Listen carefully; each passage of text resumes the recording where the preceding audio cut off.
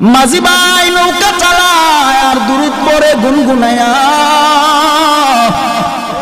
ওই নদীর মাঝে একটা মাছ মনোযোগ সহকারে ওই মাঝি ভাইয়ের দুরূদের আওয়াজ শুনতেছে। হঠাৎ এক জেলে এসে ওই মাছটাকে মেরে নিয়ে গেল। নিয়ে যাওয়ার পর বাজারে নিল, বাজারে নেওয়ার পরে বিক্রি করে। মাছটা মনোযোগ সহকারে নবীর দুরূদ শুনতেছে, আর ওই দিক দিয়া জেলে ভাই মাছটাকে ধরে নিয়ে গেলেন বাজারে বিক্রি করে। হঠাৎ করে আবু বকর বাজারের দিকে গেলেন, বাজারে যাইয়া মাছটা ক্রয় করলেন। নবীজিকে রাহমাতুল লিল আলামিনকে দাওয়াত করেছে আবু বকরের বাড়িতে নবী খেতে আসবে। সুবহানাল্লাহ।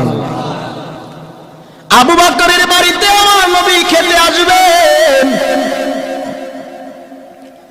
মাছটা কিনে বাড়ি নিয়ে বিবির কাছে বললেন, বিবি তুমি মাছটা সুন্দর করে রান্না করে তৈরি করে নাও, রাহমাতুল লিল আলামিন আজকে আমার বাড়িতে খেতে আসবে।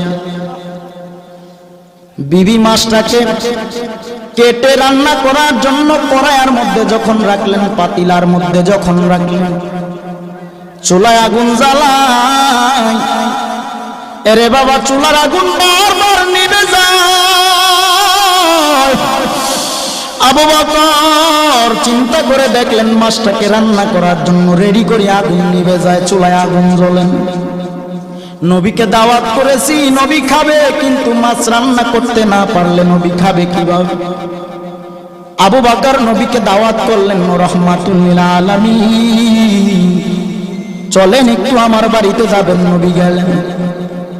যাওয়ার পর আবু বকর সম্পূর্ণ ঘটনাটা খুলে বললেন, নবী মাছ ক্রয় করলাম, বিবিকে দিলাম, কেটে রান্না বসাবে, চুলায় যতবার আগুন দেয় আগুন নিভে যায়।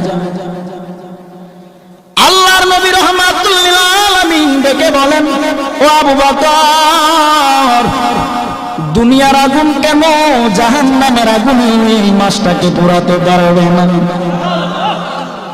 বলে কেন? নবী আমার ডেকে বলেন, ও আবু বকর, মাঝি নদীর মধ্যে আমি নবী প্রেমে পাগল হয়ে দুরূদ শরীফ পড়ি। এই মাছটা মনোযোগ দিয়ে আমি নবী দুরূদের আওয়াজ শুনে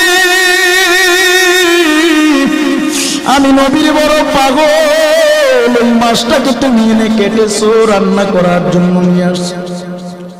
দুনিয়ার আগুন কেন জাহান্নামের আগুন যদি এই মাছের গায়ে লাগানো হয়, এই দুনিয়ার আগুন না জাহান্নামের আগুন এই মাছটাকে পোড়া সম্ভব না।